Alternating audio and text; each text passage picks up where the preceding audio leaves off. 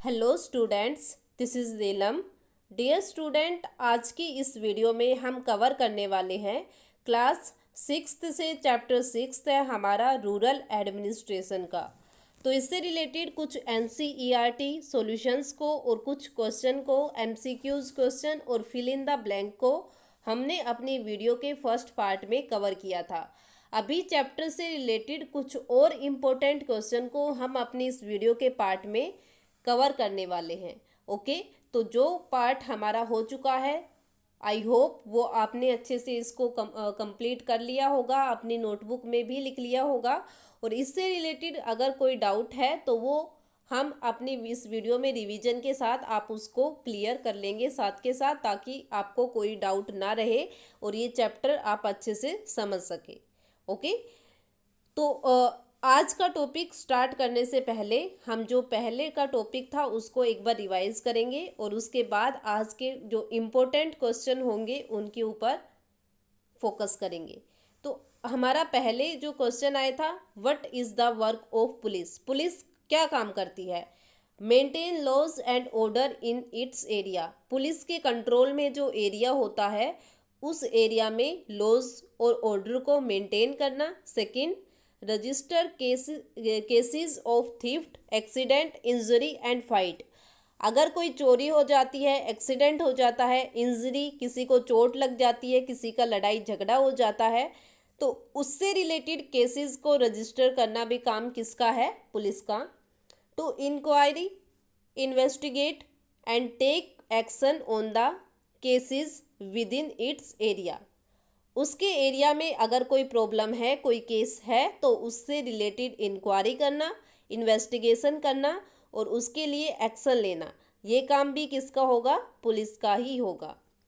उसके बाद हमारे पास आता है list two thing that the work of patwari included. Patwari के काम क्या क्या है? Patwari measure land and keep land record. Patwari जमीन को नापता है और उसका रिकॉर्ड रखता है। He organized the collection of land revenue from the farmer and provide information to the government about the crops grown in the area। और क्या करेगा कि जो फार्मर है उनसे लैंड रेवेन्यू कलेक्ट करेगा और उसके एरिया में, जो एरिया जिस पटवारी के कंट्रोल में होगा उसके एरिया में कौन सी क्रॉप्स कितनी ग्रो की गई है, कितनी जगह कौन सी क्रॉप्स उगाई जा रही है, इसकी इंफॉर्मेशन किसको देगा? गवर्नमेंट को देगा। तो ये दोनों काम किसके होंगे? पटवारी के। तहसीलदार के क्या काम है? What is the work of a tehsildar. तो तहसीलदार क्या करेगा? To supervise the work of patwaris. जो पटवारीज काम करेंगे, अलग अलग एरिया के पटवारीज जो काम करेंगे उसकी देख रेख करना, उसको सुपरवाइज करना कि उन्होंने सही से काम किया है या नहीं किया है। उसके बाद to settle dispute regarding land. जमीन से रिलेटेड अगर कोई इश्यू है, कोई लड़ाई झगड़ा हो रहा है किसी पर्सन के बीच में, तो उनके डिस्प्यूट को, उसके झगड़े को सेटल करना भी किसका काम होगा? तहसीलदार का। टू गेट रेवेन्यू कलेक्टेड, और उसके एरिया में तहसीलदार उस तहसील में रेवेन्यू को कलेक्ट करना भी किसका काम होगा? तहसीलदार का। उसके बाद हमारे पास एक पोयम दे रखी है यहाँ पर और हमें ये बताना है कि ये पोयम क्या इम्पोर्टेंट इश्यूज को बताती है। The poem raises the issue of right for a girl child. जो एक गर्ल चाइल्ड है, एक लड़की है, छोटी सी बच्ची जो है, वो अपनी प्रॉब्लम्स को, अपने राइट्स के बारे में बता रही है इस पोयम के अकॉर्डिंग। वो चाहती है कि वो एक ऐसी सोसाइटी चाहती है जिसमें सभी के साथ इक्वल बिहेव हो, सभी को इक्वली राइट मिले, चाहे वो मेल हो या फीमेल हो। ओके, पेरेंट की जो भी प्रॉपर्टी होगी, माता पिता की जितनी भी प्रॉपर्टी होगी, उसमें बॉयज और गर्ल्स दोनों का ही इक्वल कंसिडरेशन होगा, इक्वल पार्ट होगा। डाउरी सिस्टम को बिल्कुल ख़त्म करना है। तो ये कुछ मेन बातें हैं जिसमें ये गर्ल्स ये पोएम के अकॉर्डिंग अपने राइट्स को, अपने इश्यूज को बता रही है। हमने पंचायत के बारे में पढ़ा, पटवारी के बारे में पढ़ा, दोनों का काम कैसे एक दूसरे से रिलेटेड है उसके बारे में बताना है।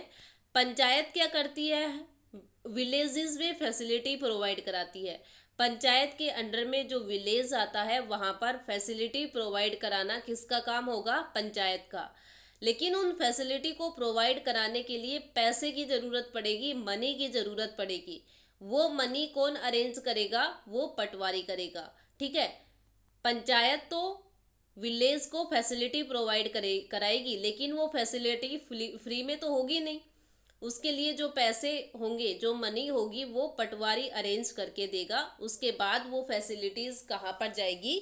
विलेजेस में, विलेजेस के लोगों को प्रोवाइड की जाएगी।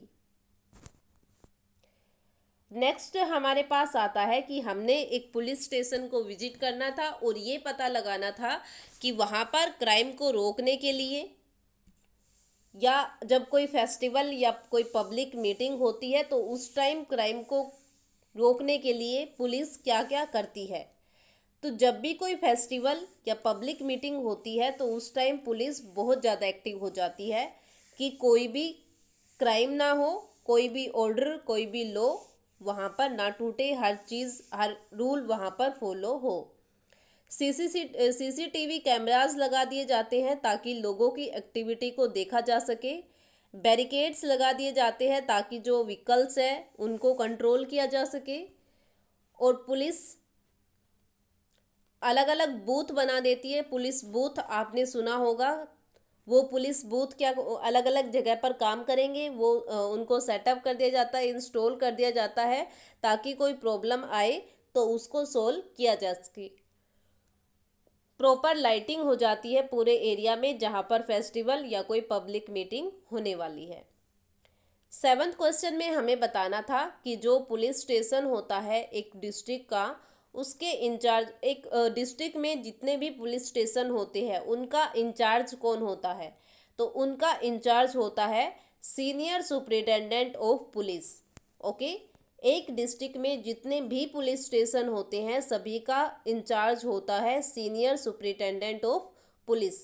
अगर आप दिल्ली और मुंबई में हो तो वहाँ पर होगा deputy commissioner of police. Okay, तो ये अलग अलग पार्ट है, बस दिल्ली और मुंबई का अलग है डिप्टी कमिश्नर ऑफ पुलिस। बाकी डिस्ट्रिक्ट के अकॉर्डिंग है तो वहाँ पर सीनियर सुपरिटेंडेंट ऑफ पुलिस उन पुलिस स्टेशंस का हेड होगा। जो हमारे पास हिंदू सक्सेशन अमेंडमेंट एक्ट आया था 2005 में, उसके बेनिफिट क्या हुए वुमेन को वो बताने हैं। तो इससे बेनिफिट क्या हुआ? इस लॉ के अकॉर्डिंग क्या था कि हर बेटे बेटियों और उनकी मदर में, उनकी माता जो उनकी मदर होगी उनमें, उसके फादर की जितनी भी प्रॉपर्टी होगी सभी को इक्वल राइट मिलेगा, चाहे वो बेटा हो, बेटी हो या उनकी माँ हो। तो सभी को उनके पिता की प्रॉपर्टी में इक्वल राइट मिलेगा, इक्वली डिवाइडेड की जाएगी। इसकी वजह से क्या होगा कि जो वुमेन है वो सेल्फ डिपेंडेंट बन जाएगी, उनको बेनिफिट मिल जाएगा। अगर उनको इन फ्यूचर कोई प्रॉब्लम होती है तो वो उनके पास जो ज़मीन का पार्ट है, जो शेयर है उनका, उसको यूज़ कर सकती है। उसके बाद हमारे पास क्वेश्चन आया कि हमारी नेबरहुड में, हमारे पड़ोस में काफ़ी ऐसी वुमेन होगी जिनके पास उनकी खुद की प्रॉपर्टी होगी, तो वो प्रॉपर्टी उनको कैसे मिली? तो उसके बारे में बताना है कि कैसे मिली। कुछ ने तो क्या किया, परचेज प्रॉपर्टी देमसेल्फ, उन्होंने खुद अपनी मेहनत की, पैसे कमाए और उस पैसे से प्रॉपर्टी खरीदी। दूसरा कैसे आया कि उनके हस्बैंड के नाम पे या उनके इन लॉज जो है उनके नाम पर कोई प्रॉपर्टी रजिस्टर्ड थी तो वो उसके पास आ गई, या उसके फादर के पास कोई प्रॉपर्टी थी उसमें से कुछ पार्ट उस वुमेन के पास आ गया। तो ऐसे करके वुमेन के पास अलग अलग जगह से पार्ट प्रॉपर्टी में वो वहाँ पर अपना पार्ट ले सकती है। उसके बाद हमने कुछ MCQs क्वेश्चन देखे थे। Kanungo is the other name of, किसका नाम है? पटवारी का। The person in charge of the police station is known as station house officer. A heated argument between Raghu and Mohan because, क्यों हुआ था? क्योंकि Raghu had taken over some of Mohan land, Raghu ने मोहन की ज़मीन पर कब्जा कर लिया था। The subdivision of a district are known by different name such as tehsil और तालुका दोनों। A daughter want only a place of her. तो ये है हमारे पास हमारा एमसीक्यूज का पार्ट। फिर उसके बाद हमने फिल इन द ब्लैंक देखे। आज के हमारा टॉपिक आता है जिसमें हम कुछ very short answer type question को देख रहे हैं। फर्स्ट क्वेश्चन हमारे पास आता है व्हाट इज कॉल्ड बंद। तो हमने इस चैप्टर में एक वर्ड पढ़ा था बंद। तो बंद का मतलब क्या होता है? The boundary that separate one land from another is called बंद। एक ऐसी बाउंड्री जो एक ज़मीन को दूसरी की ज़मीन से अलग करती है। ठीक है, क्या होता है कि दो ज़मीन के पार्ट है और इन ज़मीन के पार्ट को एक दूसरे से जो अलग करने वाला पार्ट, मतलब ये जो बाउंड्री होगी, ये रघु का खेत है, ये मोहन का खेत है। इनके बीच में जो बाउंड्री होगी कि यहाँ तक रघु का खेत है और यहाँ तक मोहन का खेत है, तो बीच में जो पार्ट होगा जो इनको सेपरेट करेगा उसको हम क्या बोलेंगे? बंद बोलेंगे। Second question, what did Mohan notice in the morning? One morning, Mohan ने सुबह क्या नोटिस किया था? One morning Mohan notice that Raghu had shifted the bund by a few feet. Mohan ने नोटिस किया कि रघु ने क्या कर लिया कि उसकी खेत की तरफ कुछ फीट जमीन शिफ्ट कर ली है। ओके, मतलब जो बंद बना हुआ था, ठीक है, मोहन और रघु के खेत के बीच में जो बंद था, जैसे मान लो ये रघु का खेत है और ये मोहन का, तो मोहन ने देखा कि जो ये बाउंड्री पहले यहाँ थी वो थोड़ी सी आगे मोहन ने शिफ्ट कर दी है। उसके बाद how can you say that Raghu was an influential person in the village? तो कैसे था? Raghu family owned in many field, क्योंकि रघु की फैमिली जो थी वो काफ़ी ज़्यादा ज़मीन की हकदार थी, मालिक थी। गांव में किसी के पास इतनी ज़मीन नहीं थी। His uncle was also the sarpanch of the village, और ऊपर से उसके जो अंकल थे वो विलेज के सरपंच भी थे। इसकी वजह से ये माना जाता है, ये हम कह सकते हैं कि रघु जो थे वो मतलब वो एक अलग ही अपने एटीट्यूड में रहने वाला पर्सन था। Where can one registered the case? हम अगर कोई केस रजिस्टर कराना चाहते हैं तो वो कहाँ पर रजिस्टर हो सकता है? One can register A case in the police station which come under his और हर एरिया और लोकेशन। जो केस होंगे वो एक पुलिस स्टेशन में रजिस्टर होंगे, और पुलिस स्टेशन भी कौन सा होगा? जो उनके एरिया के कंट्रोल में आता है, जो उनके एरिया के अंडर में आता है, उसी पुलिस स्टेशन में, और किसी पुलिस स्टेशन में वो केस रजिस्टर नहीं होगा। Why do you think the station house officer did not want to entertain Mohan? आप क्या सोचते हो कि जो एसएचओ था, जो स्टेशन हाउस ऑफिसर था, उसने मोहन की तरफ फोकस क्यों नहीं किया था? जब उसने अपनी प्रॉब्लम बताई एसएचओ को तो उसने मोहन की प्रॉब्लम को एक बार में ही क्यों नहीं फोकस किया? It was because Mohan was not a influential person but A small farmer. क्योंकि मोहन जो था वो एक इन्फ्लुएंशियल पर्सन नहीं था, मतलब उसको वो एक ऐसा नहीं था, रिच पर्सन नहीं था, उसको किसी का सपोर्ट नहीं मिल रहा था, वो एक छोटा सा फार्मर था। इसलिए एसएचओ ये सोच रहा था कि ये तो छोटा सा फार्मर है, इसके साथ कोई नहीं होगा, ये कुछ नहीं कर सकता, इसलिए उसने मोहन की बातों की तरफ फोकस नहीं किया था। What are the different name of the patwari? Patwari के अलग अलग नाम कौन कौन से हैं? लेखपाल, कुनुंगो, कर्मचारी और विलेज ऑफिसर। ये चार नाम जो अलग अलग स्टेट में पटवारी के नाम पटवारी के लिए बोले जाते हैं, लेखपाल, कुनुंगो, कर्मचारी और village officer. Mention one responsibility of the tehsildar. Tehsildar की एक रिस्पॉन्सिबिलिटी बतानी है। He supervise the work of patwari and ensure that record are properly keeped and land revenue is collected. तो तहसीलदार का काम होगा कि वो पटवारी के काम को सुपरवाइज करेगा और साथ में ये भी देखेगा कि पटवारी ने सभी लैंड रिकॉर्ड को अच्छे से रखा है और जो लैंड रेवेन्यू है वो कलेक्ट हो गई है।